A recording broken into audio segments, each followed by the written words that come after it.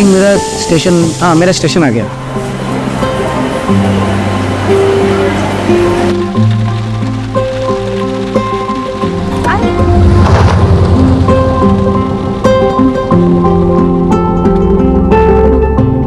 अच्छा रीमा, मुझे कल भी ऑफिस जाना पड़ेगा यार, क्लाइंट के साथ मीटिंग है, अवॉइड नहीं कर सकता।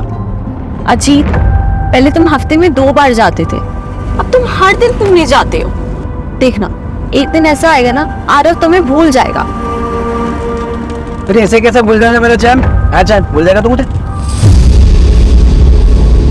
यार। रीमा तुमको पता है काम थोड़ा बढ़ गया है, 1-2 महीने की बात है, नया नया कॉन्ट्रैक्ट मिला है, 1-2 महीने में सेटल हो जाएगा यार, डोंट वरी। और कल इसका वैक्सीनेशन है, क्या मैं अकेले जाऊं? कल ही? तुम्हें याद भी नहीं? अब ठीक है, मैं ऑफिस में बोल के मैं कल ब्रेक ले लेता हूँ।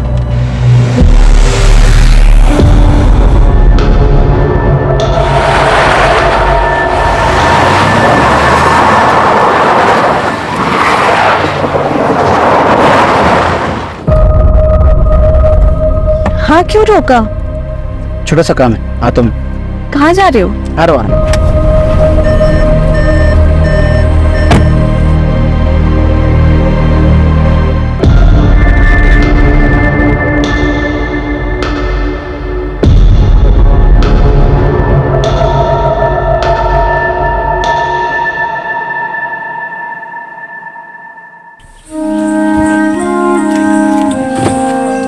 कहाँ जा रहे हो? तो एक बार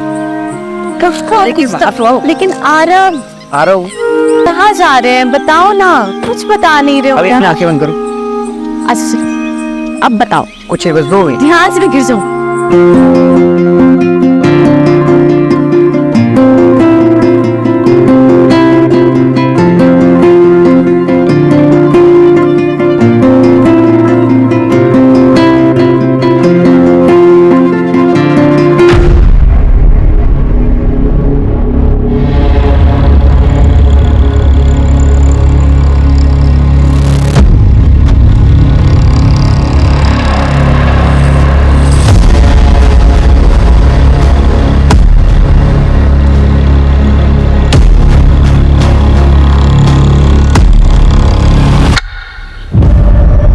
अच्छा सुनो ना, आसपास कोई वॉशरूम है क्या?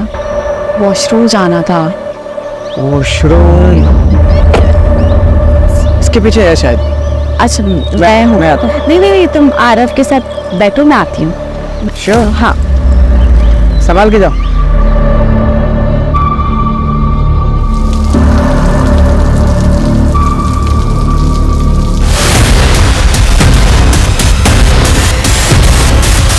दादा उठा, कौन आएगा? दादा दादा क्या कर? दादा दादा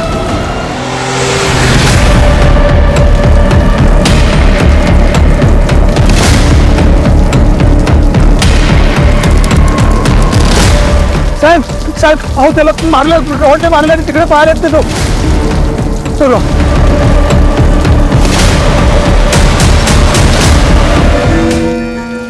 सर, ये सुदामा है, आई विटनेस, यही नौकरी करता है। क्या देखा तुमने? सबको बताओ।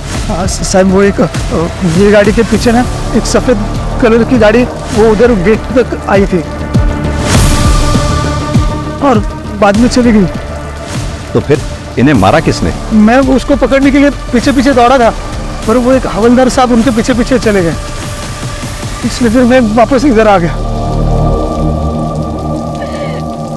रीमा जी, आपने कुछ देखा या सुना? नहीं सर, मैं तो वॉशरूम गई थी उस तरफ, तो मुझे तो कुछ आवाज ही नहीं आई।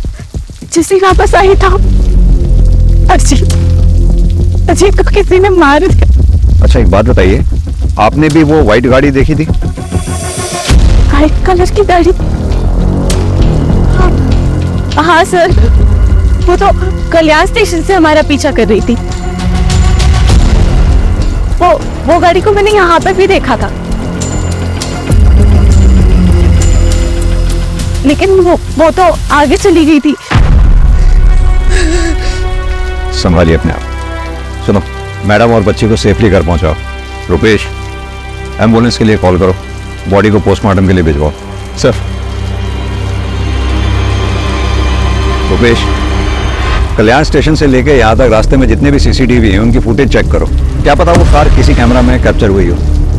और पता करो ये अपने पुलिस स्टेशन में कौन सा कांस्टेबल था जो यहाँ ड्यूटी पे था।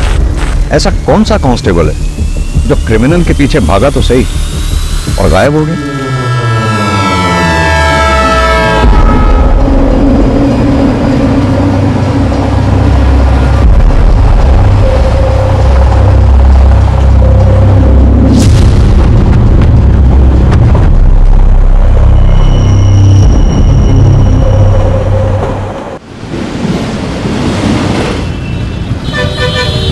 सर, पोस्टमार्टम रिपोर्ट के मुताबिक अजीत की मौत सर पे किसी भारी चीज के वार की वजह से हुई और जैसे कि आई विटनेस सुदामा ने बताया, मारने वाले के हाथ में लोहे की रॉड थी। और सीसीटीवी में कुछ पता चला?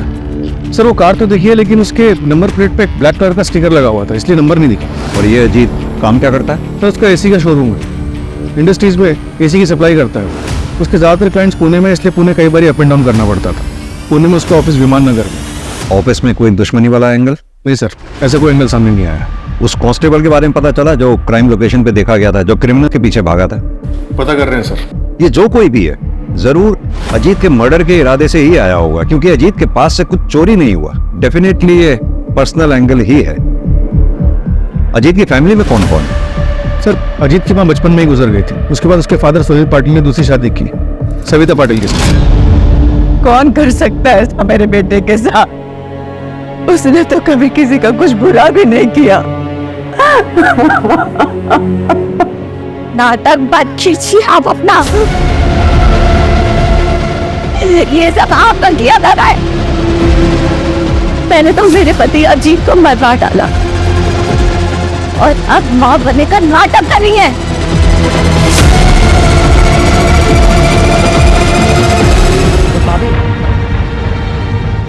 बहू सदमे में इसलिए ये सब बातें बोल रही है। अजीत भले ही मेरा सगा नहीं था, लेकिन वो मुझे अपने सगे से बढ़कर था। वो मेरा बेटा ही था। और जैसे हर घर में झगड़े होते भाइयों के, वैसे ही अजीत और शिव के भी झगड़े होते थे। शिव उठ, आज तुझे वैसा तो ऑफिस जाना था ना, चल जल्दी, बोले ट्रेन मिस होगी। नहीं भैया, आज नहीं, कल लेट आया ना तो नींद पूरी नहीं हुई है। अरे ऐसा कैसे चलेगा तेरा? ग्रेजुएशन कंप्लीट हो गया है तेरा, या तो बिजनेस ज्वाइन कर या तो आगे की पढ़ाई पूरी कर। 6 महीने से तो घर पे पड़ा हुआ है, या तो सोता रहता है तो पार्टी करता है। क्या रे तेरा लेक्चर देने का बोलना है क्या? भाई है ना, भाई बन के रहे, बाप बनने की कोशिश मत कर। शेर, ये तू कैसी बातें कर रहा है? वो तेरे भले के लिए बोल रहा है ना, और तू उसके साथ इतनी बदतमीजी से बात कर रहा है। माफी मांगो उससे। कहाँ जा रहा है तू? दोस्त के घर पे सुकून से सोने। रे शिव, बहुत है कि तेरी मनमानी। रेडी हो और ऑफिस चल। आज कहूँ ना कुछ माला। जाओ दे अजीत, विनाशकाली विपरीत बुद्धि। पर ये आई जितना अच्छा बनने की कोशिश कर रही है ना, उतनी अच्छी वो है नहीं।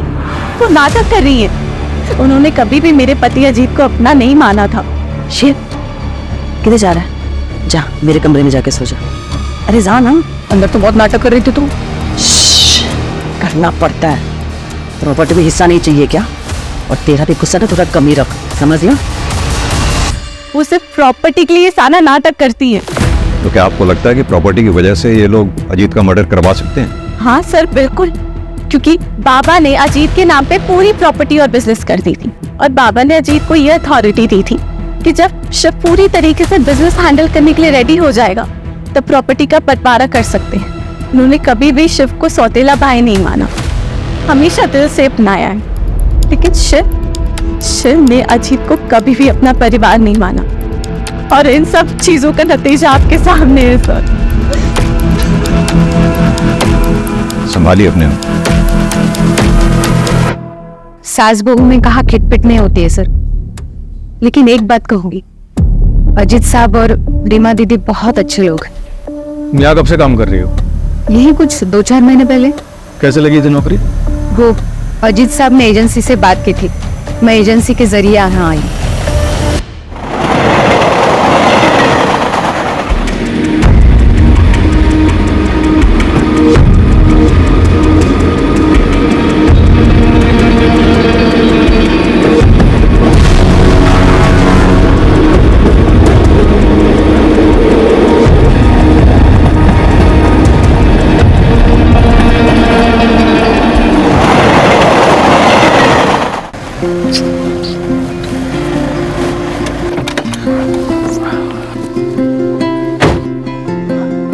वंदना, मैं क्या बोल रहा था, चलो ना 2-3 दिन के लिए कहीं घूम के आते हैं। ये जो कांस्टेबल देखा गया था जो क्रिमिनल्स के पीछे भागा था, उसका कुछ पता ही चल रहा है। ऐसा कैसे हो सकता है? उस दिन वो ड्यूटी पे था, भले ही किलर्स को ना पकड़ पाया हो, लेकिन उसे आसपास के पुलिस स्टेशन या फिर कंट्रोल रूम में रिपोर्ट तो करना चाहिए था। पर ऐसे कोई रिपोर्ट कहीं हुई नहीं है sir. 1 minute sir. Sir, Ajit की सीडीआर रिपोर्ट आ गई है। सर, अजीत की पिछले 3 महीने से 1 नंबर पे कई बारी बात हो रही थी किसी दृष्टि अवस्थी का। दृष्टि अवस्थी? हाँ सर, वो अजीत की एक्स गर्लफ्रेंड थी। अजीत ने मुझे उसके बारे में शादी के टाइम बताया था। दृष्टि ने उन्हें छोड़कर किसी एनआरआई से शादी कर ली थी, लेकिन अजीत बहुत सीरियस थे उनको लेकर, इसलिए वो जब भी उन्हें कांटेक्ट करती तो वो उसे इग्नोर नहीं कर पाते थे। अरे हाँ बाबा, घर देख लिया है मैंने और रेंट बजट में भी है। अरे तू पहले सेटल तो हो जाए, फिर साथ में चल के देख लेंगे। हाँ ठीक है। इतनी रात को किससे बात कर रहे हो? अरे वो दृष्टि है, वो यूएस से यहाँ पे सेटल हो रही है, तो घर ढूंढ रही है रेंट पे, तो मैं उसको हेल्प कर रहा हूँ। तो तुम्हें क्यों कॉल किया? मुझे 1 मिनट, तुम मुझ पे शक कर रही हो? ऑफ कोर्स, एक्स गर्लफ्रेंड है वो तुम्हारी। एग्जैक्टली, एक से वो मेरी। तुम मेरी प्रेजेंट हो, फ्यूचर हो। I love you. हाँ, मैं बात करती थी अजीत से, फ्रेंड था वो मेरा, और 5 साल बाद इससे मिलकर अच्छा लगा था। इतना अच्छा लगता था कि आपस में एक दूसरे को इतने सारे कॉल किया करते थे। दृष्टि जी, कहीं ऐसा तो नहीं पुराना प्यार फिर से जाग गया था? एक्सक्यूज मी सर, ऐसा कुछ नहीं था। और वैसे भी अजीत एक बच्चे का बाप था। और वही अजीत आपके लिए रेंट पे घर ढूंढ रहा था। वो क्यों मेरे लिए घर ढूंढेगा? अच्छा, एक बात बताइए। आकाश, सर, ये सब क्या चल रहा है? किस लिए आए आप यहाँ? आपको पता है ये किसका घर है? और आने से पहले आपने इंटीमेशन क्यों नहीं दिया? जरूरी नहीं समझा आपने? सर, कुछ नहीं, बस रूटीन पूछताछ करनी थी सर। हो गई आपकी पूछताछ? जी। Now you go. और ये याद रखिएगा, दृष्टि मेरी बेटी है, वैसा कोई क्राइम नहीं कर सकती। सर, बेटा कोई टेंशन की जरूरत नहीं है, मैं हूं। रुपेश, इन दोनों में से कोई तो झूठ बोल रहा है। ये रीमा जरूर इनसिक्योर फील कर रही होगी सर।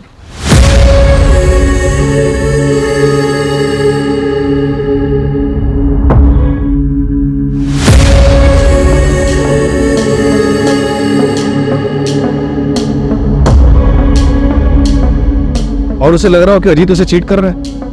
या फिर यह भी हो सकता है कि जलन दृष्टि की तरफ से थी। दृष्टि जिसे प्यार समझ रही थी, दरअसल वो अजीत की तरफ से दोस्ती थी। और ये बात जब दृष्टि को पता चली होगी तो उसने अपना इरादा बदल दिया होगा और शायद अजीत। सर, आपके कहने का मतलब है कि दृष्टि ने अजीत को या फिर टारगेट रीमा थी, क्योंकि रीमा वॉशरूम चली गई, अजीत बेचारा वहां रह गया और इसलिए मारा गया। एक काम और करो, ये अजीत की सौतेली मां सविता, शिव और दृष्टि, इन सब के मोबाइल की लोकेशन चेक करो। पता करो घटना वाले दिन क्या ये क्राइम लोकेशन के आसपास थे। ये दृष्टि डीसीपी सर की बेटी है।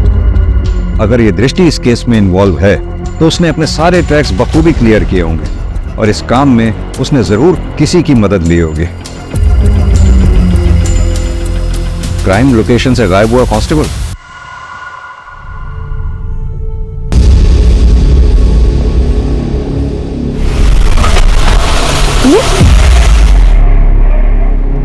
पता नहीं क्या हो गया, मैं चेक करता हूं, तुम बैठे रहना।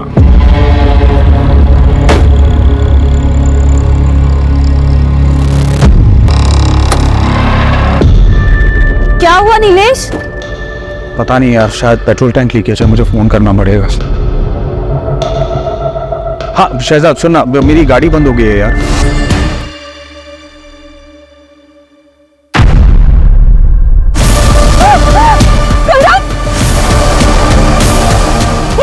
क्या हुआ? नीलेश, करण नहीं है गाड़ी में। सर, मेरा बच्चा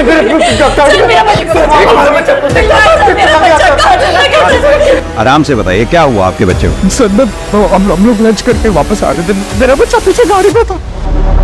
हुआ नीलेश?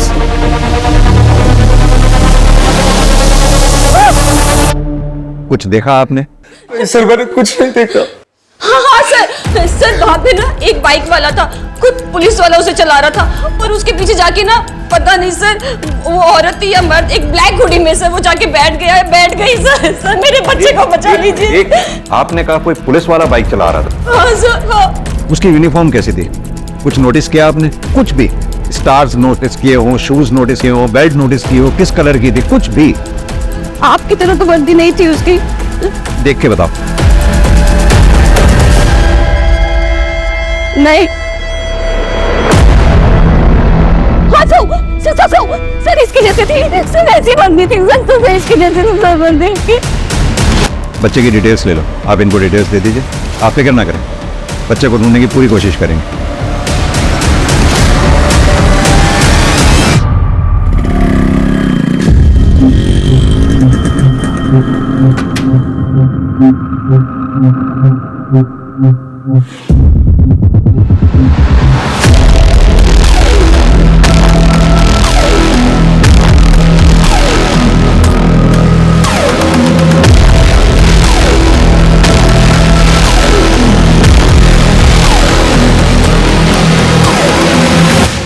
एक काम करो, नीलेश और वंदना का बच्चा जहां से चोरी हुआ था उसके आसपास के सीसीटीवी फुटेजेस चेक करो, पता तो चले कौन है जो पुलिस की वर्दी को बदनाम कर रहा है।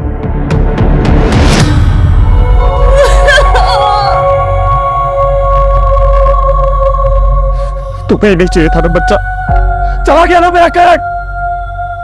कहाँ होगा, कैसा होगा? मैं माँ हूँ इसकी, वो तो बस काम की वजह से थोड़ा परेशान रहती थी, पर मैं अपनी करण की बिना मैं नहीं रह सकती। नीलेश मुझे ब्याह करने ला के दो, नीलेश मुझे ब्याह करने ला के दो, प्लीज ला के दो, प्लीज मुझे मेरा ला के दे दो।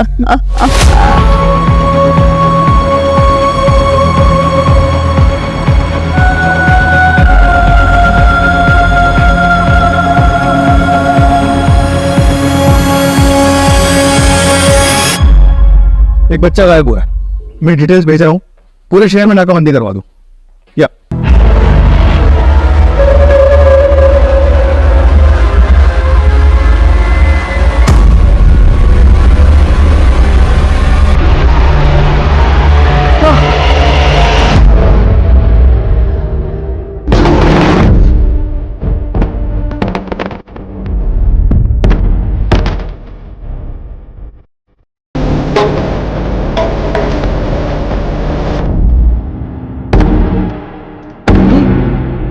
तो क्या कर रहा है? तू यहाँ क्यों आई है? जो टांग अड़ाने में बहुत मजा आता है ना। तुझे पता है ना टांग अड़ाने वालों के साथ क्या होता है? नहीं पता? चला मैं तुझे मंदिर छोड़ता हूँ। अरे रहने रे, राय नहीं आई दे मुझे। आई गर्ल, अरे काय झालं? काय नाही अरे इधर अरे ये बघ पूरा लाल हो गया, सोई नहीं आ रहा है इसमें। अरे कुछ नहीं हुआ रे बाबा, सन मंदिरला उशीर होणार। अरे 2 मिनट थांब 2 मिनिट। अरे थांब ना 2 मिनिट आई।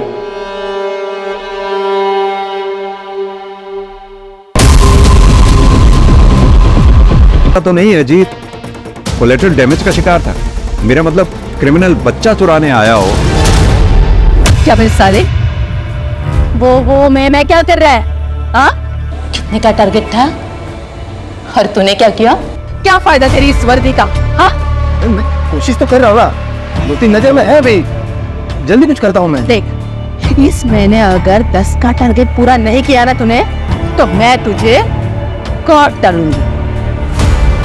और अगर मैंने तुझे माफ भी कर दिया ना, तो बबीता तुझे माफ नहीं करेगी। तेरे साथ साथ तेरे पूरे परिवार को भी वो काट डालेगी।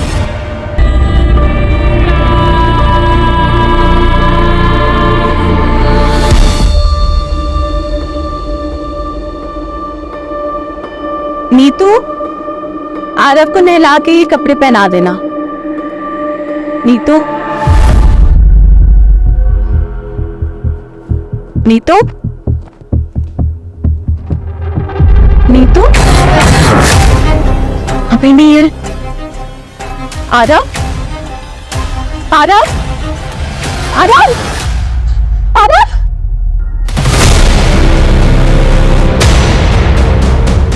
आरव, काय झालं रे रीमा? काय झालं रे? हा?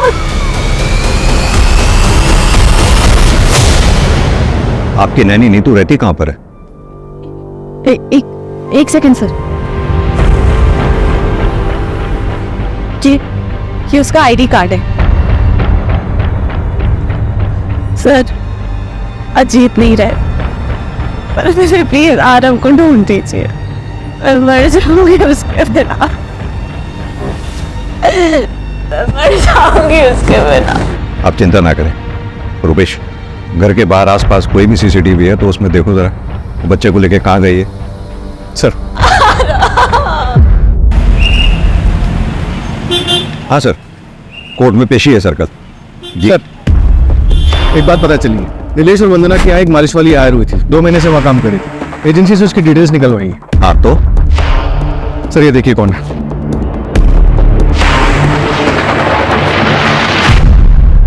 ये तो नीतू है। अजीत और रीमा के यहाँ जो बच्चे आरव की नैनी थी, तो ये 2 अलग अलग जगहों पे अलग अलग नाम से काम कर रही थी। मतलब नीतू बच्चा चोर है। लग तो ऐसे रहा सर। अगर ऐसा है तो फिर अजीत का मर्डर इसमें कहां फिट बैठता है? रुपेश, 2 बच्चों की किडनैपिंग हुई है। अगर 48 घंटों के अंदर हमने इन्हें नहीं ढूंढा तो उनकी तस्करी हो जाएगी, और अगर ये कोई रंजिश का खेल है तो बच्चों की जान को खतरा हो सकता है। सर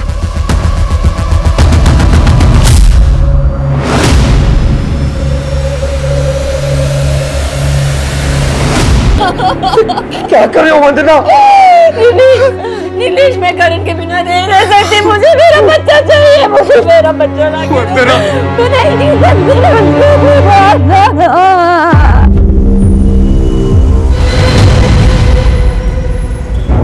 बॉडी को पोस्टमार्टम के लिए भेजो। उन लोगों को पता चल गया होगा कि हम नीतू के जरिए उनके चाइल्ड ट्रैफिकिंग गैंग तक पहुंचने वाले हैं। उन लोगों ने नीतू को मारकर बीच के लिंक को तोड़ दिया। सर, हेड ऑफिस से संदेश यादव का डेटा है, दोनों क्राइम के वक्त सारे संदेश ऑन ड्यूटी थे, अलावा एक के। बुलाओ उसको थाने, और जितने भी गैंग उस वक्त चाइल्ड ट्रैफिकिंग में एक्टिव थे उन सबको खंगालो।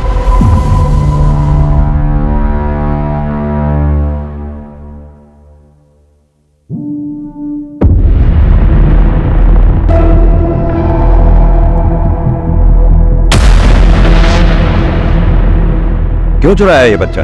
सर ये मैं नहीं हूँ सर। सर मैं बच्चा क्यों चुराऊंगा? सर मैंने ऐसा कुछ नहीं किया सर। नेम प्लेट दिखाई दे रही है, नाम पढ़ो ध्यान से। संदेश यादव। करेक्ट। सर ये कोई दूसरा संदेश यादव भी हो सकता है, या फिर किसी ने मेरे नाम की झूठी नेम प्लेट बना के ये कांड किया हो। जिस दिन ये बच्चा गायब हुआ, डिपार्टमेंट में जितने भी संदेश यादव नाम के हेड कांस्टेबल हैं, सब ऑन ड्यूटी थे सिवाय तुम्हारे। और यही नहीं, अभी 1 हफ्ता पहले अजीत पाटिल नाम के आदमी का मर्डर हुआ, वहां भी आई विटनेस का यह कहना है कि उसने तुम्हें वहां देखा था। सर वो आदमी झूठ बोल रहे हैं सर। सर मैं ऐसा क्यों करूंगा? और मैं पिछले 15 दिनों से मेडिटेशन सेंटर में था सर। हमें तुम्हारी लीव एप्लीकेशन और मेडिटेशन सेंटर के डॉक्यूमेंट्स चाहिए होंगे, और अपनी ये वर्दी यहाँ जमा करवा दो मेरे पास। मैं तुम्हारे सीनियर से बात कर लूंगा। सर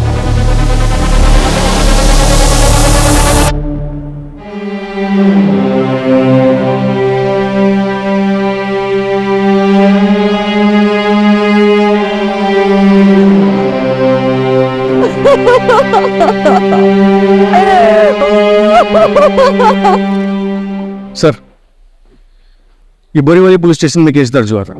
15 दिन पहले 8 महीने का बच्चा किडनैप किया गया था, और ये कांजूर मार्ग मेन मार्केट से 2.5 महीने पहले 6 महीने का बच्चा किडनैप किया गया। ये नाला सोपारा से 1 महीने पहले 6 महीने का बच्चा किडनैप किया गया था। सर इस तरह से पिछले 3 महीनों में 20 बच्चों को किडनैप किया गया। इन सारे केसेस में कोई भी रैंसम की कॉल नहीं आई, और इन सारे केसेस में फैमिली ने हाल ही में नैनी को हायर किया था। एजेंसी से? हाँ सर, लेकिन अलग अलग एजेंसी से, और सबके बैकग्राउंड भी चेक किया लेकिन कुछ मिला नहीं। हो सकता है कि ये लोग फर्स्ट टाइम ऑफेंडर्स थे, या फिर ये भी हो सकता है कि आज तक कभी पकड़े नहीं गए, कि कोई क्रिमिनल रिकॉर्ड बने। इन सब में हमारे पास सिर्फ एक ही नाम था, नीतू, जिसे मारकर उन्होंने वो लिंक भी तोड़ दिया। जिसकी लास्ट लोकेशन कल्याण स्टेशन थी। कल्याण स्टेशन? यही सोच रहा था मैं रुपेश कि बच्चे जब भी किडनैप होते थे या ऐसे किस्से होते थे तो शहर में हर जगह नाकाबंदी लगा दी जाती थी, सभी police station checking point create कर देते थे। फिर ये लोग बच्चों को लेके इतनी चालाकी से इतने क्लीनली कैसे निकल जाते थे? क्या मोड ऑफ ट्रांसपोर्ट रहता था इन लोगों? जाहिर सी बात है फ्लाइट तो पॉसिबल है नहीं, उसमें चेकिंग होती है। बाई रोड ये लोग जा नहीं सकते क्योंकि शहर में हर जगह चेकिंग पॉइंट से नाकाबंदी लगा रखी थी। अब बची ट्रेन। ट्रेन में इतनी चेकिंग नहीं होती, उसमें आसानी से बच्चों को यहां से वहां ले जाया जा सकता है। और अब तुम बता रहे हो कि नीतू के फोन की लास्ट लोकेशन भी कल्याण स्टेशन थी, मतलब कल्याण स्टेशन से बच्चे ट्रांसफर हो रहे हैं। हमें पता चला है कल्याण जंक्शन से बच्चों की तस्करी हो रही है। सर आपको जो मदद चाहिए बताइए, अगर ऐसा हो रहा है तो हम सबके लिए जिम्मेदारी है। हमें पूरे स्टेशन के सारे प्लेटफॉर्म्स के सीसीटीवी फुटेजेस चाहिए होंगे। और हाँ, हो सकता है औरतें बच्चों के साथ हो। कोई भी औरत अगर आपको बैग के साथ या बच्चे के साथ दिखती है फौरन ट्रैक करो। सर मैं अरेंज करवाता हूँ। Thank you sir.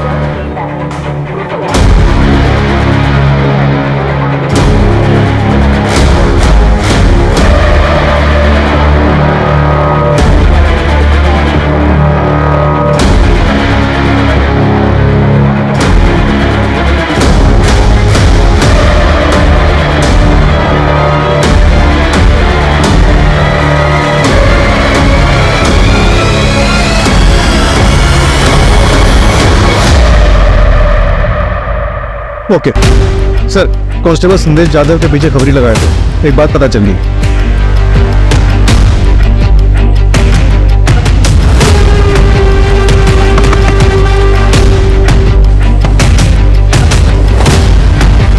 सर आप यहाँ पे? हाँ, हम यहाँ पे। Sir please.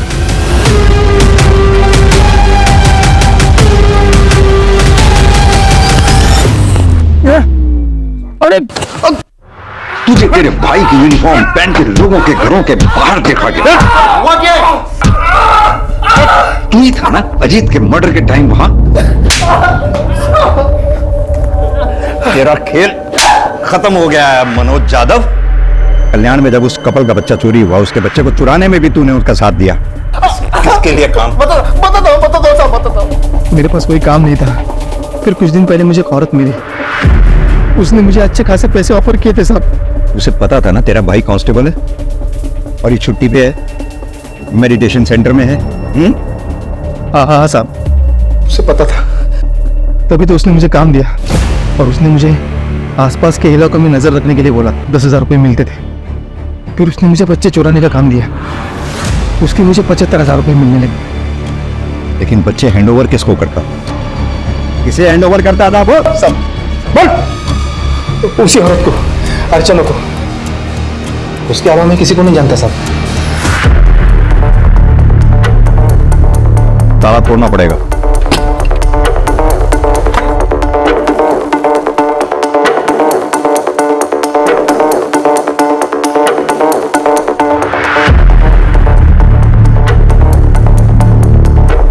रुपेश, पूरा घर छान मारो।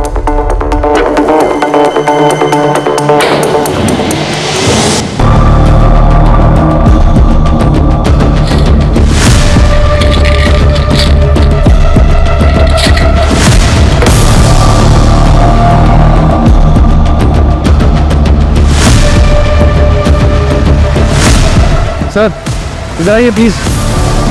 हाँ रुपेश, ये देखिए।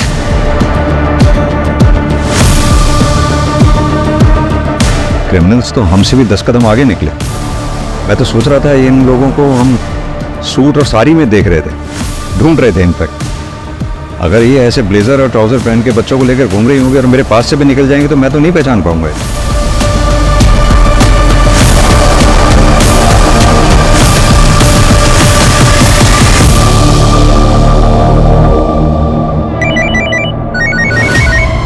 जिस औरत का हुलिया बताया था आपने हमें, सीसीटीवी में वैसी औरत दिखी है। वो औरत अभी अभी हैदराबाद वाली ट्रेन में बैठी है, बोगी नंबर S8 में। ट्रेन 2 घंटे पहले निकल चुकी है। पूना रेलवे स्टेशन पे जीआरपी को इन्फॉर्म कर दो, हमारी पुलिस टीम वहां पहुंच रही है। Okay sir.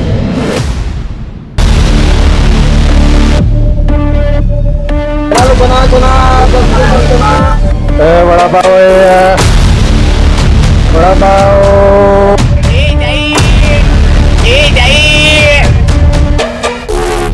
Ticket please.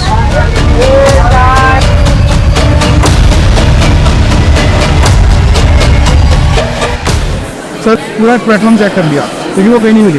लगता है पुलिस स्टेशन से बाहर निकल गई। एक मिनट, टॉयलेट। हटो।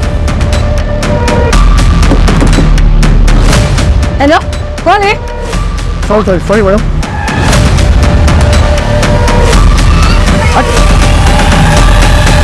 हटो।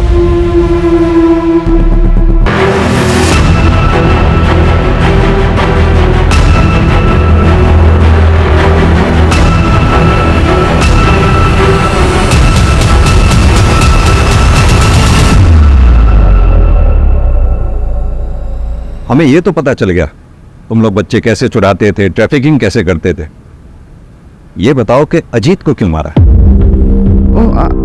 अजीत ट्रेन में मिला था, वो बहुत फ्रेंडली था और उसने बताया कि उसका बच्चा 7 महीने का है। तो मुझे लगा कि टारगेट सामने से खुद ही चल के आ रहा है, लेकिन हमें टारगेट जादव देता था। वो मेरी फ़ोटो खींच रहा था, तो मुझे यकीन हो गया कि इसको शक है और ये पुलिस के पास जा सकता है। तो मैंने जादव को फ़ोन किया और बोला कि इसका पीछा करो और मौका देख के मार डालो। जादव और उसके बंदे ने वैसा ही किया। मतलब नेतू को सिर्फ इसलिए मार दिया तुम लोगों ने क्योंकि हम नेतू तक पहुंचने वाले थे? और वो तुम्हारी साथी कहाँ है? बच्चे कहाँ है? रीमा का बच्चा हैदराबाद में और वंदना का नागपुर में।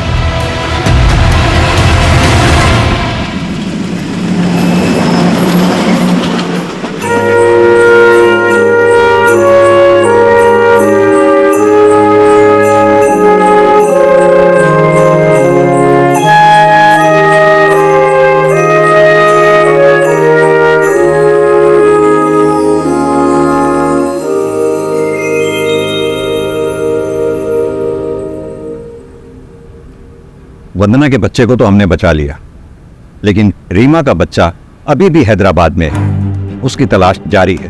हमें ऐसे ही और 45 बच्चों की तस्करी की इंफॉर्मेशन मिली। हमने उनका भी रेस्क्यू प्रोसेस शुरू कर दिया है।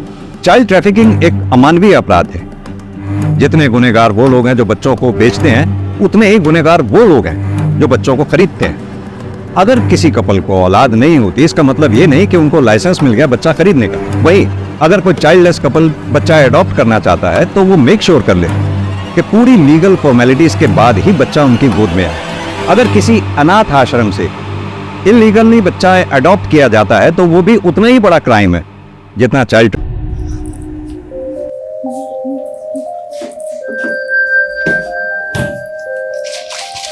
दीदी, सिर्फ 15 दिन रह गए आपकी शादी को और मम्मी पापा को तो देखो, इन्हें लगता है कि शादी के बाद आपका नया जन्म होने वाला है। और तुझे क्या लगता है? मुझे डर लग रहा है। मैं तो मम्मी पापा की आइडल डॉटर नहीं बन पाई, और आपकी किस्मत पता नहीं आपके साथ क्या खेल खेलने वाली है। चिंता मत कर, सब अच्छा होगा। और तुझे भी कुछ नहीं होने दूंगी मैं, ठीक है? जग गई तू? हाँ मम्मी, साइकिलिंग के लिए जा रही हूँ। अच्छा सुन ना, हाँ, घर जरा जल्दी आ जाना, 11 बजे तक हमें जयपुर निकलना है। और तुझे पता है तेरी शादी का लहंगा रेडी हो चुका है, और बाकी की जो शादी की शॉपिंग बची है ना, आज जयपुर में कर लेंगे। ठीक है, पर आप एक काम करो, आप मेघा को ले जाओ। हम दोनों की चॉइस सेम है। मुझे नहीं जाना मम्मी, प्लीज। हाँ मेघा? हाँ दीदी। हाँ तो ठीक है ना भाई, तुम और मेघा जयपुर चले जाओ। आज मैं और वर्षा शांति से चेस का मैच खेलेंगे, ठीक है ना? चलो मैं चलती हूँ। ये क्या कर रहा है तू?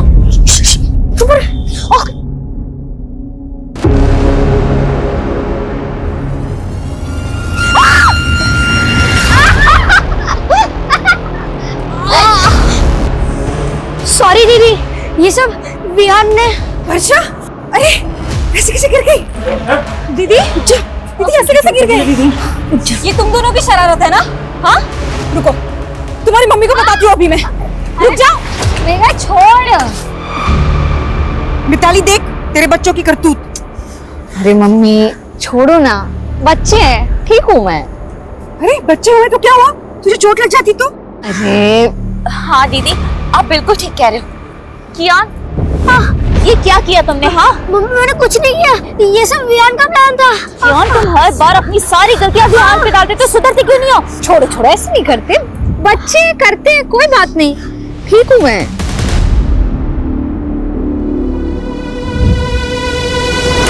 अरे चैंपियन, क्या हुआ? मैंने तुम्हें सेव कर लिया था ना, तब भी गुस्सा हो? वर्षा दीदी, मैं आपसे गुस्सा नहीं, ये सब वियान की और स्मार्टनेस है। और मम्मी वियान की हर मिस्टेक पे मुझे डांटती है। बोला था ना आपको, सौतेली माँ सौतेली ही होती है। अरे नहीं कियान, ऐसे नहीं बोलते। पर मैं हूँ ना। पर आप तो शादी करके अपने हस्बैंड के पास चली जाओगे, क्या आप मुझे अपने साथ नहीं ले जा सकती हो? अगर पॉसिबल होता ना तो जरूर ले जाती, लेकिन तू जानता नहीं है अभी मैं कितनी दूर जाने वाली हूँ। पर आपका फ्यूज तो थोड़ा ही दूर रहता है। तू नहीं समझेगा अभी कि मैं कहाँ जाने वाली हूँ।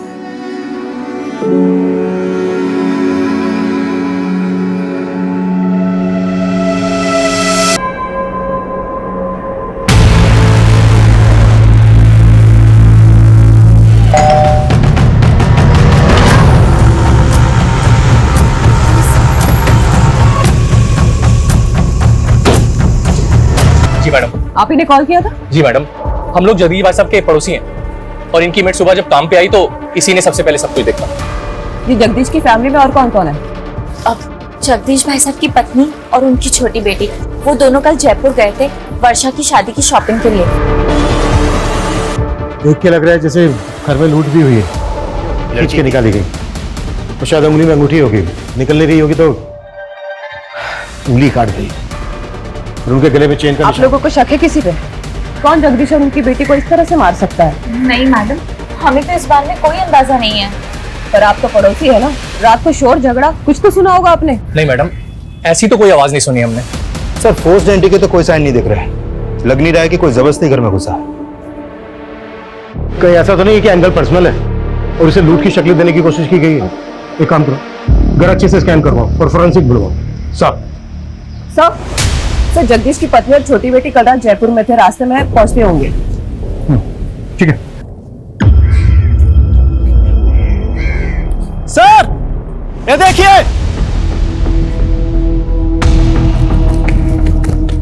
सर बच्चों के खेलने वाला वॉकी टॉकी मिला है, खून के निशान है इस पर।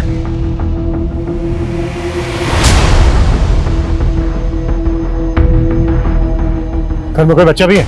नहीं सर, ऐसा तो कुछ पता नहीं चला।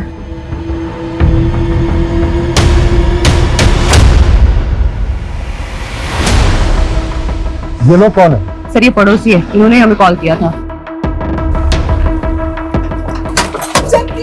अरे रुकिए, रुकिए, दो कॉल दो, रुकिए, दो कॉल दो। सर हमारे बच्चे। सर हमारे बच्चे गायब हैं। आपके बच्चे गायब है मतलब?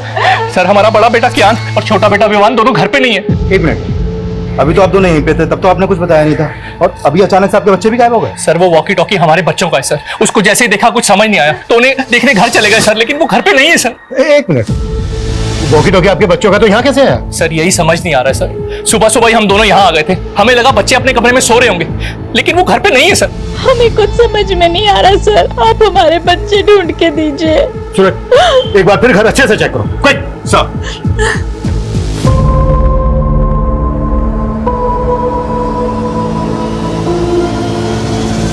सर पूरा घर चेक कर लिया, बच्चा कहीं नहीं मिला। और सर मुझे तो इन पड़ोसियों की बातें अजीब लग रही है। थोड़ी देर पहले मुझे जगदीश की फैमिली के बारे में सब कुछ बता रहे थे और अब अचानक बोल रहे कि इनके खुद के बच्चे गायब हैं। सर कहीं लोग ड्रामा तो नहीं कर रहे? मतलब क्राइम सीन पर बच्चों की वॉकी टॉकी देखते इनको अचानक से अपने बच्चों की याद आती। ये लोग ड्रामा कर रहे हैं, तो हमें पता करना होगा इनका और इनके बच्चों का इन मर्डर से क्या लेना था। आप लोगों को शक है किसी को? कुछ समझ में नहीं आ रहा, पता नहीं ये सब कुछ कैसे हो गया। आपके जो ये पड़ोसी हैं जो अभी भी गए, कैसे लोग हैं? आपको इन पर कोई शक वगैरह? ये लोग, आप ऐसा क्यों पूछ रहे हैं? ये इत्तेफाक हमें काफी अजीब लग रहा है कि आपके पति और आपकी बेटी का मर्डर हुआ और उनके साथ ही उनके दोनों बच्चे गायब भी हो गए। उन दोनों बच्चों का आपके घर आना जाना था क्या? हाँ, वर्षा दीदी को वो काफी पसंद थे। आपकी वर्षा और जगदीश के साथ आखिरी बार बात कब हुई? रात को 9 साढ़े 9 बजे उनसे बात हुई थी। तब तो सब कुछ ठीक था, पता नहीं रात में क्या हो गया। मैडम यही कियान और रियान का रूम है, रात को दोनों यहीं सोए थे। आपने रात में आखिरी बार कब देखा था बच्चों को? रात को 10:30 बजे वो बिस्तर पे चले आते हैं। मैं खुद उन्हें यहाँ सुला कर गई थी। उसके बाद सुबह 7 बजे जगदीश भाई की मेड ने आकर हमें जगा दिया और उसके बाद हमें बच्चों को देखने का मौका ही नहीं मिला। लेकिन आपके बच्चे ऐसे कैसे गायब हो सकते हैं? भैया आप लोग हमसे कुछ छुपा तो नहीं रहे? नहीं मैडम, हम आपसे कुछ नहीं छुपा रहे। पता नहीं हमारे बच्चे किस हालत में। प्लीज हमारे बच्चों को ढूंढ के दीजिए। सर, इन दोनों बच्चों का कहीं कुछ पता नहीं चल पा रहा है। आस पड़ोस में ऐसा कोई भी विटनेस नहीं मिला है जिसने बच्चों को या फिर किसी संदिग्ध को यहाँ पर देखा हो। एक तरफ एक ही फैमिली के दो लोगों का मर्डर और लूट, और दूसरी तरफ इसी मोहल्ले के दो बच्चों का गायब होना। ये क्रिमिनल का मकसद मर्डर और लूट ही था या फिर बच्चों को गायब करना? नहीं मैडम, हमारी किसी से कोई दुश्मनी नहीं है। हो सकता है आपके बच्चे किडनैप हो गए हो और आपको फिरौती के लिए कॉल आया। मैडम मेरी एक छोटी सी दुकान है, ना मेरी खुद की कोई प्रॉपर्टी है और ना मेरी कोई बड़ी जायदाद है।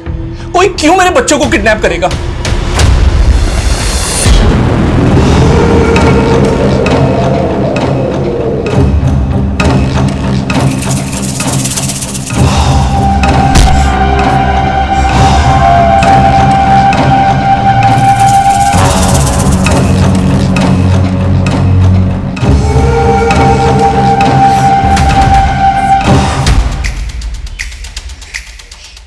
सुन, तूने मेरे पापा और बहन को मारकर बिल्कुल भी अच्छा नहीं किया है।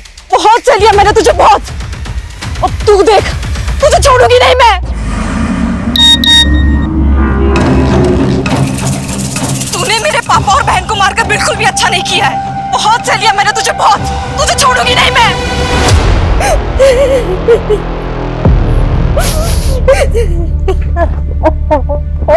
वियान देखो मैं तुम दोनों के लिए क्या लाया हूं। वाह पापा, वियान बहुत बुरा है। पता है ये कैसे प्रैंक करने की बात करता था? अरे चुप चुप, मुझे बोलना अरे लड़ो मत। लड़ता तो वियान है। आज वियान की वजह से मम्मी ने मुझे मारा। तुम दोनों भी ना पापा दुकान से आने की शरारत करनी शुरू कर दी। चलो जाओ अपने कमरे में, चलो जाओ। ताली, कल किस बात पे मारा था तुमने कियान को? तुम जानते हो अभिषेक कि दोनों बच्चे कितने शरारती है। ऐसी कोई बड़ी बात नहीं थी। लेकिन एक बच्चे के लिए हर छोटी बात बड़ी होती है और कियान और रियान में तुम हमेशा से फर्क करती आई हो। बस करो अभिषेक, मेरे बच्चे गायब है। उनके बारे में पता करने के बजाय तुम मुझसे ऐसे फालतू सवाल किए जा रहे हो। मेरा दिल जानता है कि मैंने कियान को अपने सगा बेटा माना है हमेशा। सर मैंने कियान और रियान के पेरेंट्स के फोन सर्विलेंस पे डाल तो दिए, लेकिन सर लग नहीं रहा ये किडनैपिंग का मामला है। और दोनों फैमिली किसी पे शक भी नहीं जता रही है। सर एक बात है, ये कियान और रियान सगे भाई नहीं थे। बड़ा बेटा कियान अभिषेक की पहली बीवी से था और अभिषेक ने मिताली से दूसरी शादी की है। हाँ, लेकिन इस सब का इन केसेस से क्या लेना देना? सर ये अभिषेक बहुत मामूली सी दुकान चलाता है और उसने वो भी गिरवी रखी है। वही वर्षा की फैमिली बहुत रिच है और वर्षा की शादी की वजह से उनके घर में गहने पैसे जेवर काफी थे और ये बात अभिषेक की फैमिली को अच्छे से पता थी। तो तुम्हारे कहने का मतलब यह है कि अभिषेक और मिताली ने लूट के इरादे से इतना बड़ा कांड किया और उन पे किसी को शक ना हो इस वजह से अपने बच्चों के गायब होने की कहानी बना रहे हैं? सर इस एंगल में इन्वेस्टिगेशन करके देखना तो चाहिए। सर जब हम घर सर्च कर रहे थे तो वर्षा के मेडिकल पेपर्स मिले, काफी सरप्राइजिंग है। वर्षा को लीवर कैंसर था। वर्षा को लीवर कैंसर था? हाँ सर, और ये बात मैंने उसके डॉक्टर से भी कंफर्म की। सर ऐसे केसेस में मरीज का बचना थोड़ा मुश्किल होता है। हाँ, वर्षा को कैंसर था। हम पूरी कोशिश करके उसे बचाना चाहते थे। हमें क्या मालूम था किस्मत उसे इतनी बुरी मौत देगी। वर्षा को कैंसर होने वाली बात आप लोगों को कब पता चली? वर्षा के रिश्ते से पहले या रिश्ते के बाद? डॉक्टर को जरूर कोई गलतफहमी हुई है। वर्षा की उम्र ही क्या है, उसको कैंसर कैसे हो सकता है? यही सच है उदिता। डॉक्टर की बातें सुन के तो मैं खुद डर गया हूं।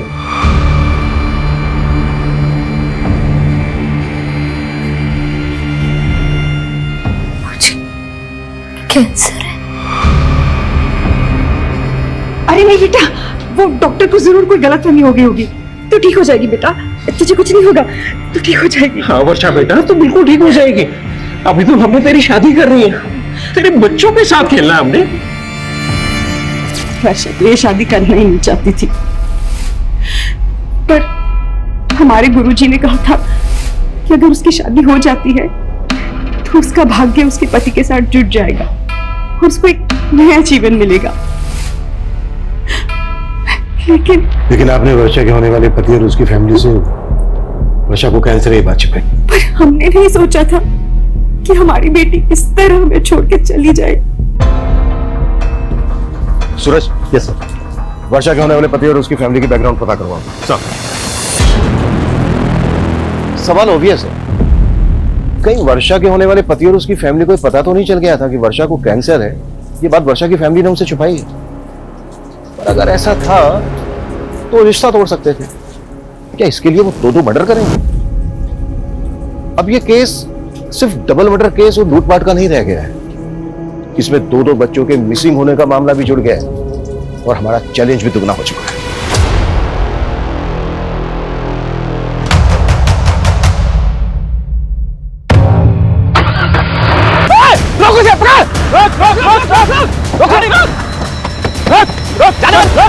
निकल बाहर। कहां भाग रहा है? निकल निकल। क्या हुआ? चल निकल। देर बात ना, पहले ये बता वो क्या है? क्या हो गया?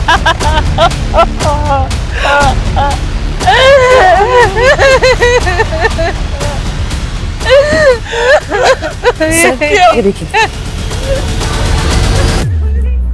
सुबह से हमसे बोल रहे थे कि बच्चे गायब है, बच्चे गायब है, और ये आपने बच्चे की डेड बॉडी अपनी वैन के नीचे छुपा के रखी है। ये आप क्या बोल रहे हैं सर? मेरी कुछ समझ में नहीं आ रहा सर। लेकिन हमारी सबको समझ में आ रहा है। फिर घर में लूट की, और जब ये सब कुछ बच्चों ने करते हुए देख लिया तो फिर बच्चों को भी मार डाला। ये आप क्या बोल रहे हैं सर? फिर तूने अपनी वैन यहाँ पर छुपा के क्यों रखी है? मैं तो रोज ही गाड़ी यहाँ पार्क करता हूँ। जिसने भी मेरे बच्चे को मारा होगा जानबूझकर मेरी ही गाड़ी के नीचे बॉडी छिपा दी होगी। अब तेरी पोल खुल गई तो तू कहानी बना रहा है। मेरे एक बच्चे की लाश पड़ी है, मेरे दूसरे बच्चे का आता पता नहीं है, और अब हमें सुनाया जा रहा है हम हमारे बच्चे को क्यों मारेंगे? क्यों मारेंगे?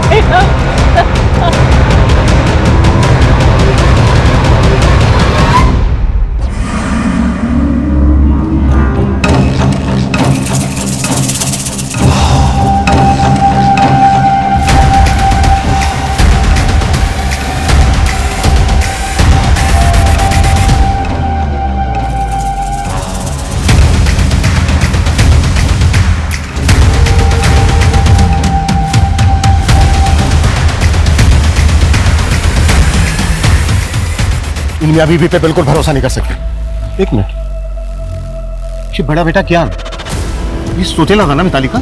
हाँ सर, सौतेले बेटे की लाश मिली है और सगे बेटे का कुछ पता ही नहीं चल रहा। तो पता करो।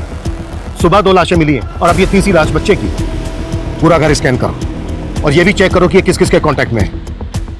अगर इस समय ये लोग शामिल हैं तो उन्होंने चोरी का माल कहीं छुपा के रखा होगा। Yes sir. सर, अभी भी थाने से यादव का कॉल आया था। वर्षा का फोन अभी भी एक्टिव है, और जब यादव ने वर्षा के नंबर पे कॉल किया तो उसका फोन उसकी छोटी बहन ने उठाया। मतलब वर्षा का फोन मेघा के पास है। What? तुम जयपुर गई थी ना मेघा? जी। तो फिर वर्षा का मोबाइल फोन तुम्हारे पास कैसे आया? सर आप गलत समझ रहे हैं। मैं जब जयपुर गई थी तब मैंने खुद ने ही वर्षा दीदी से उनका फोन मांगा था। क्यों? सर मुझे वर्षा दीदी के फोन का कैमरा पसंद था और फोन पूरी रात मेरे पास ही था। हमने वर्षा के कॉल रिकॉर्ड चेक किए तो हमें पता चला कि वो किसी मनीष नाम के लड़के से काफी बात करती थी। ये कौन है मनीष? वो सर दीदी का फ्रेंड था। तो वर्षा की शादी तो सुमित से होने वाली थी, तो ये मनीष वर्षा का नॉर्मल फ्रेंड था या? देखो कुछ भी छिपाना मत हमसे। दीदी दीदी ये क्या सुन रही हूँ मैं? आपको लड़की वाले देखने आ रहे हैं? मम्मी पापा को मना नहीं कर पाई। मना नहीं कर पाई मतलब? आप तो मनीष को प्यार करती है ना? हाँ तुमने मम्मी पापा को बताया कि तुम मनीष के साथ शादी करना चाहती हो? बताया ना? बोलो ना। देखा, मैं ना मनीष से शादी करना चाहती हूँ, ना किसी और से।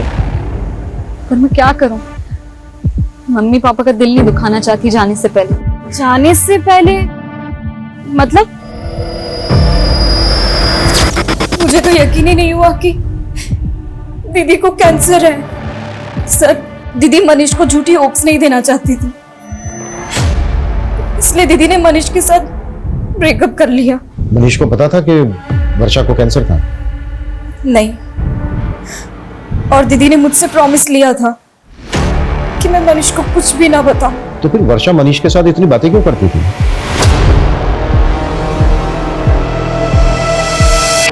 मुझे मालूम था तू मुझे छोड़ ही नहीं सकता।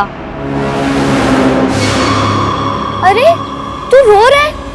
तुझे तो खुश होना चाहिए कि अपना रिश्ता एक नहीं, दो नहीं, बल्कि 4 कदम आगे बढ़ गया है।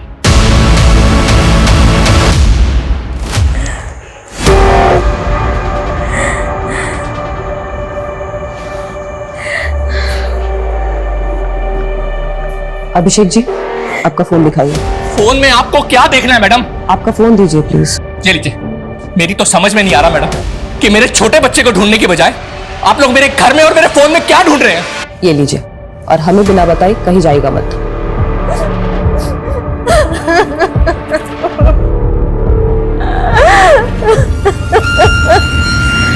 सर, मनीष का फोन कल रात वर्षा के घर पर ही एक्टिव था। हो सकता है कि वो वर्षा से बदला लेना चाहता हो, क्योंकि वर्षा उसकी बजाय किसी और से शादी करने वाली थी। बुलाओ इस मनीष को। और अब मेरी वर्षा की मदद से बात हुई। उनका कहना है कि पहले उनके साथ जयपुर वर्षा जाने वाली थी, लेकिन बाद में मेघा उनके साथ गई। मतलब अगर वर्षा जयपुर जाती तो उसके फादर के साथ वर्षा का नहीं, मेघा का मर्डर होता। पॉसिबल है। और सबसे अटपटा यह है कि मेघा जयपुर वर्षा का फोन लेकर क्यों गई? सूरज, कहीं कुछ ऐसा तो नहीं है कि इसके पीछे कोई ऐसी कहानी है जिसे अभी तक हम समझ नहीं पा रहे हैं?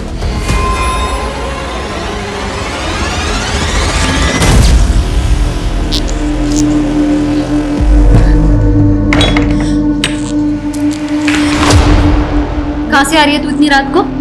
झूठ मत बोलना। मैं रोज देख रही हूँ तू रात को ऐसे चोरी छुपे घर से बाहर निकलती है। चल क्या रहा है मेघा? वो दीदी,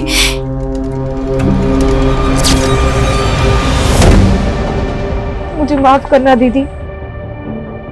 मेरी वजह से आप और पापा। जितना टाइम लेगा ना सच कबूल करने में, उतनी ज्यादा दिक्कत होगी तुझे। सर, मैं वर्षा से प्यार करता था सर। उसे मारने के बारे में सोच भी नहीं सकता। झूठ मत बोल। रात के 1 बजे तक तेरा मोबाइल फोन वहीं पर एक्टिव था। एक लड़की तुझे रात को अपने घर बुलाएगी, वो भी तब जब उसके फादर घर पे है। 15 दिन बाद उसकी शादी होने वाली है। पता है तुझे ना क्यों कहा था उसने? नहीं सर। क्योंकि कैंसर था उसको। वो नहीं चाहती थी कि शादी के बाद तू खो दे उसको, और तूने मार दिया उसको। ये क्या बोल रहे हैं आप सर? उसने मुझे बताया भी नहीं सर। उसे कैंसर था। अब अगर तुझे पछतावा हो रहा है तो सच कबूल कर ले कि तूने ही मारा है उसको, जबकि उसने तेरा कभी बुरा नहीं चाहा। सर, मैंने भी वर्षा का कभी बुरा नहीं चाहा सर।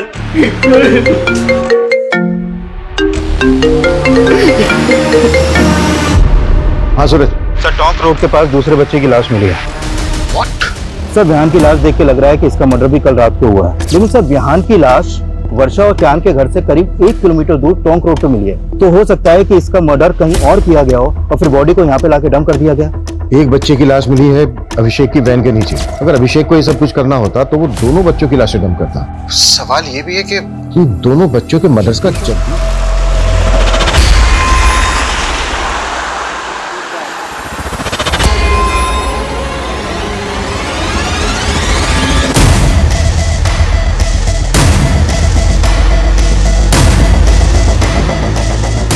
आओ आरती।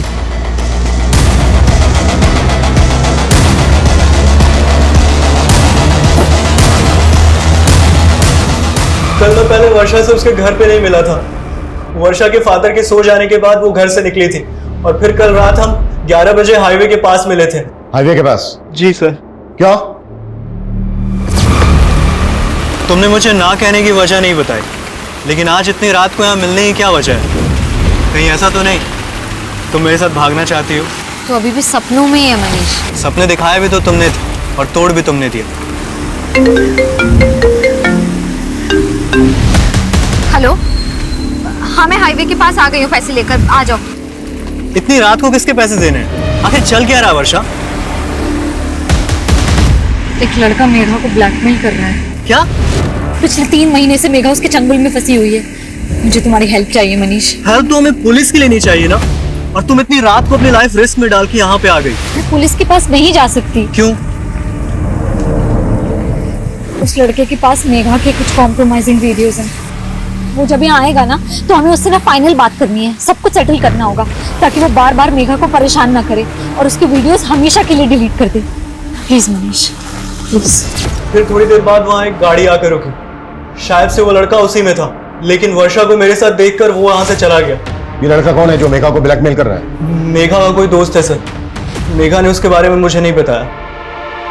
तो मेघा को ये पता है कि तू कल रात को मिला था वर्षा से? हाँ सर, लेकिन हाईवे के पास से मैंने वर्षा को उसके घर पे ड्रॉप कर दिया था। उसके बाद वर्षा और उसके फादर को किसने मारा मुझे कुछ नहीं पता सर। मर्डर सिर्फ वर्षा और उसके फादर का ही नहीं हुआ है, बल्कि वर्षा के पड़ोस के 2 बच्चों का भी मर्डर हुआ है। बच्चे? एक मिनट सर, जब मैंने वर्षा को ड्रॉप किया था तब मैंने कुछ देखा था।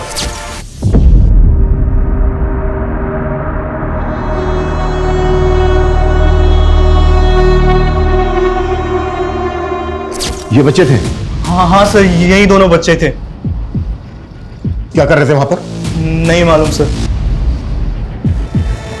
मैं आपको सच बताने की हिम्मत नहीं कर पाई, पर मुझे सुबह से ही लग रहा था कि उसी ने दीदी और पापा को मारा होगा। कौन है वो लड़का? देवांश। कौन देवांश? सर मैं उसे एक पार्टी में मिली थी, वहां मेरी उससे दोस्ती हुई थी और एक दिन उसने मेरी ड्रिंक में कुछ नशे की दवा मिला दी और सर मेरा रेप कर दिया।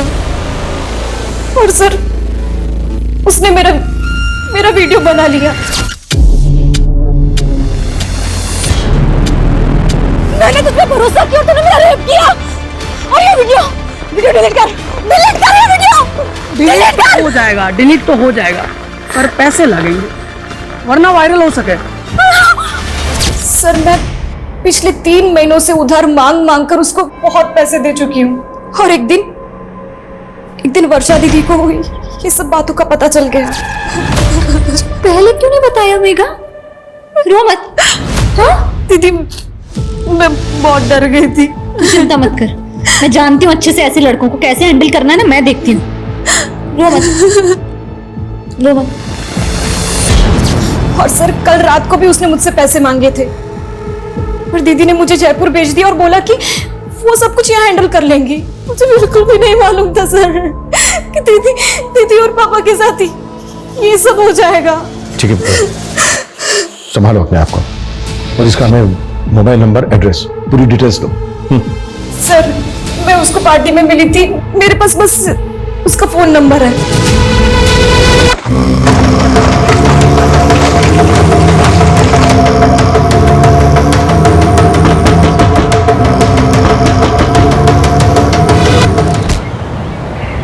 सर देवांश का नंबर आदर्श नगर के एड्रेस पर रजिस्टर्ड है, लेकिन उसका घर भी बंद है और उसका फोन भी।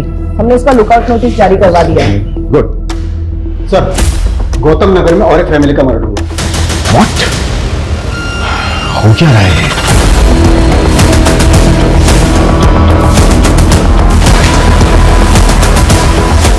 आइए। तो ये पड़ोसी ने बताया कि इनके ज्यादातर रिश्तेदार आउट ऑफ कंट्री हैं और ये गुलशन भी किसी गल्फ कंट्री में काम करता था। अभी कुछ दिन पहले ये यहाँ आया था। मॉडस ऑफ ऑपरेंडी बिल्कुल एक जैसी है। जिस तरह से वर्षा और उसके फादर को मारा गया, उनके घर में लूट की गई। लगातार 2 रातों में 2 क्राइम्स, वो भी एक ही तरह से। रिया, यस सर। पता करो वर्षा और उसकी फैमिली का इस फैमिली के साथ कोई कनेक्शन है क्या? क्विक। Yes sir.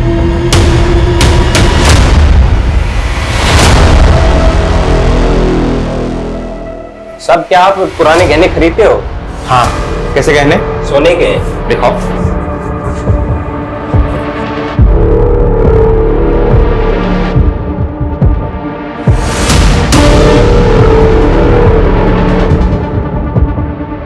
मोबाइल है तुम्हारे पास? अरे नहीं साहब, पुश्ते नहीं गहने हैं। अच्छा, अभी दुकान में नगद कम है, मैं इंतजाम करता हूँ, तुम तब तक इंतजार करो, चलेगा ना? चलेगा साहब, चलेगा सर। सर मैंने वर्षा की मदर और सिस्टर से बात की, लेकिन वो दोनों भी इस फैमिली के बारे में कुछ भी नहीं जानती।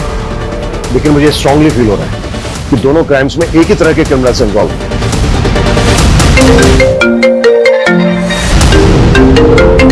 हाँ बोलो सर, गणेशपुरा में एक आदमी एक ज्वेलरी शॉप पे कुछ गहने बेचने आया था। दुकानदार को उस पर शक हुआ तो उसने हमें फोन किया था। हमने उस आदमी को अरेस्ट किया है। गुड।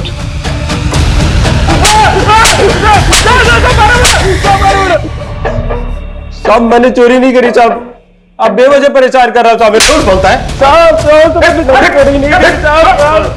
अगर तूने चोरी नहीं की तो इतने महंगे गहने कहां से आए तेरे पास? साहब मैं कबाड़ा बेचता हूँ साहब, कबाड़ी खोज में इधर उधर गया था, मेरे को तो पड़े हुए मिले थे रास्ते में साहब। पड़े हुए मिले तुझे? पड़े हुए मिले? इतना बड़ा कांड करके बैठा है तू, और ये बॉल?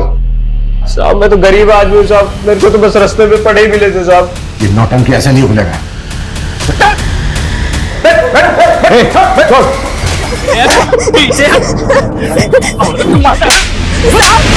साहब ये मुझे रोज मारता पीटता है साहब, इसे जेल में डाल दो।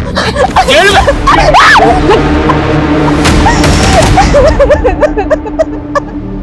सर, इतना पिटने के बाद भी ये आदमी यही बोल रहा है कि इसे गहने रास्ते में पड़े मिले। पिछली 2 रातों में 2 फैमिलीज को टारगेट किया गया। झूठ बोल रहा है। सूरज एक काम करो, वर्षा की फैमिली से गहनों की पहचान करो। साहब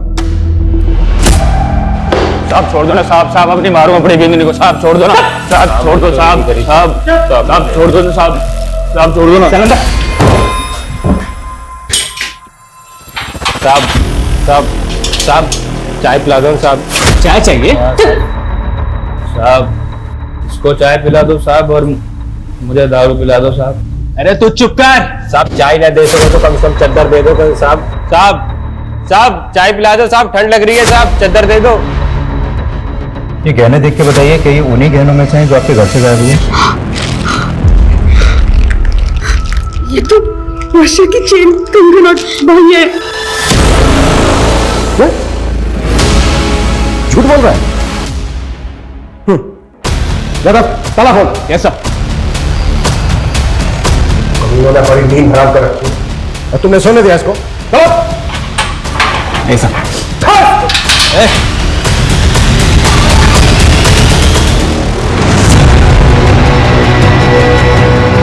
कैसे हुआ ये? क्या खिलाया इसको? मुंह से झाग निकल रहा है इसके, जहर कहां से है इसके पास? सर जहर के बारे में मुझे नहीं पता, बल्कि सर ये चाय मांग रहा था, हमने चाय भी नहीं दिया। सर ये बोल रहा था कि इसे ठंड लग रही है। सर ठंड से मचाएगा ज्यादा, वो भी इस मौसम में? एग्जैक्टली क्या हुआ था? सर मैंने लॉकअप के अंदर एक शराबी को बंद किया था। सर वो शराब पीकर अपनी बीवी को बाजार में मार रहा था। थोड़ी देर पहले उसकी बीवी आई थी यहाँ पर, अभी अपने पति को अंदर करने के लिए बोल रही थी और अब उसे अब छुड़ाने भी आ गई। अभागी हूँ साहब, अब जैसा भी है हमारा मर्द है, कम से कम खाने को तो देता है। साहब छोड़ दो इसको, मैं अपनी शिकायत वापस लेती हूँ। साहब छोड़ दो ना साहब, साहब अब नहीं मारूंगा कभी अपनी बींदड़ी को साहब। गुस्सा देखेगी इसको? कब आई थी, कितनी देर पहले? सर तकरीबन 15-20 मिनट पहले। 15-20 मिनट पहले? ज्यादा दूर मुझे बाहर का सीसीटीवी फुटेज देखो। Wait wait wait wait, okay साहब जल्दी। एक मिनट, पीछे करो पीछे करो। 20 मिनट में इन दोनों की फोटो सभी बीट चौकी और पेट्रोलिंग टीम को भेजो, कैसे भी करके अंदर चाहिए मुझे। वो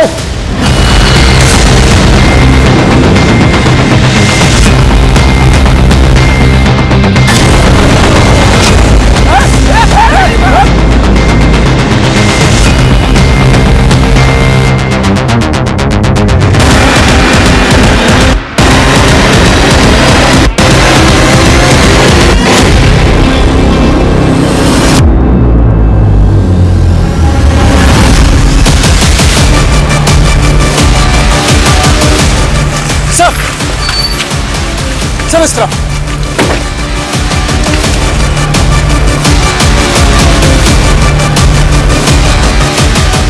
संजय उधर चेक कर। चल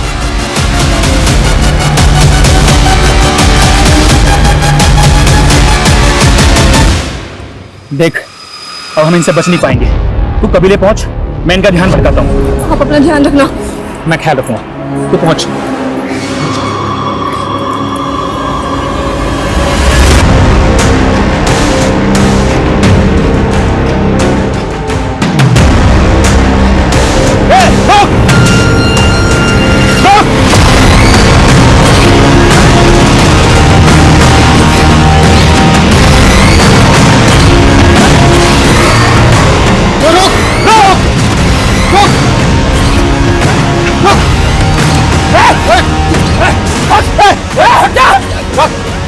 चल गोली मार दूंगा मैं तुझे, चल मार दूंगा मैं। चाकू नीचे रख, चाकू नीचे रख, देख गोली मार दूंगा मैं तुझे।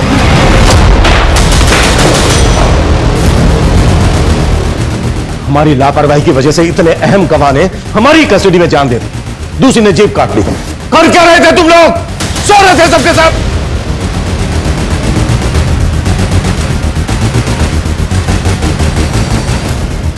ये कोई आम लोग नहीं है, बहुत खतरनाक गिरोह है। इतना खतरनाक कि अपने गिरोह के लिए अपनी जान की भी परवाह नहीं है।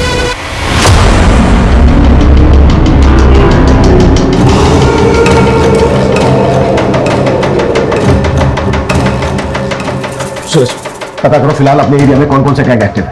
सर उस आदमी के साथ जो औरत थी उसे वर्षा की मदर ने आइडेंटिफाई किया। सर वो 1.5 साल पहले उनके घर में एक मेड का काम करती थी। कौन है वो? एड्रेस क्या उसका? सर 1.5 साल पहले वो काम करती थी, इसलिए उन्हें बस उसका नाम याद है, कजरी। लेकिन सर मुझे नहीं लगता उसका नाम कजरी होगा। गुलशन की फैमिली से कोई कनेक्शन उसका? सर अभी तक तो ऐसा कुछ मालूम नहीं चला। ये किसी लूट मार करने वाले गैंग का काम है। इनका एक जैसा है वो। इस गैंग की कोई औरत या आदमी लोगों के घरों में काम करते हैं, उस परिवार की सारी जानकारी इकट्ठा करते हैं और फिर उसे लूट के लिए टारगेट करते हैं। सर एक बात मुझे समझ में नहीं आ रही है, ये कजरी ने 1.5 साल पहले काम करना बंद कर दिया था, फिर अचानक से मतलब सरप्राइजिंग नहीं है कि 1.5 साल बाद इन्होंने वर्षा की फैमिली को टारगेट किया। सूरज, इन सवालों का जवाब ढूंढने का टाइम नहीं है फिलहाल हमारे पास। हमें जल्द से जल्द ये पता लगाना होगा कि ये लोग किस गैंग से ताल्लुक रखते हैं। पिछली 2 रातों में इन्होंने 2 फैमिली को टारगेट किया है, हो सकता है आज रात ही किसी तीसरी फैमिली को टारगेट करें। उससे पहले हमें इन्हें रोकना होगा। क्लियर? सर क्या पता नहीं चला? सर कांस्टेबल यादव का अभी तक कुछ पता नहीं चला।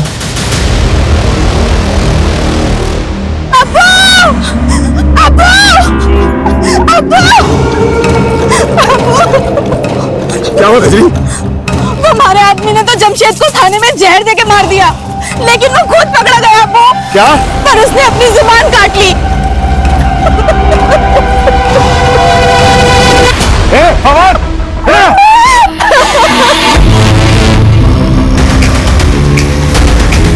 सुना तुमने?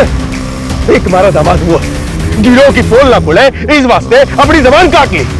और एक तू है। पिछले 2 सालों में ऐसी जितनी भी लूट और मर्डर की घटनाएं घटी हैं, उन सब की रिपोर्ट मुझे मेरे टेबल पर चाहिए। चल से चल। सर यादव का कुछ पता चला? नहीं सर, एक टीम गई उस डायरेक्शन में, लेकिन अभी तक कोई अपडेट नहीं आया। उसकी फोन लोकेशन ट्रेस करवाओ, क्विक। Okay sir. सर दोनों विक्टिम को लाठियों से पीटा गया था और दोनों के ही सर के घाव पर लकड़ियों के टुकड़ों के ट्रेसेस मिले और उसके ऊपर मस्टर्ड ऑयल थे। Mustard oil? हाँ सर। मैंने ऐसे गैंग के बारे में सुना है जो बॉडी पर मस्टर्ड ऑयल लगाकर लूट और मर्डर्स की घटनाओं को अंजाम पहुंचाता है।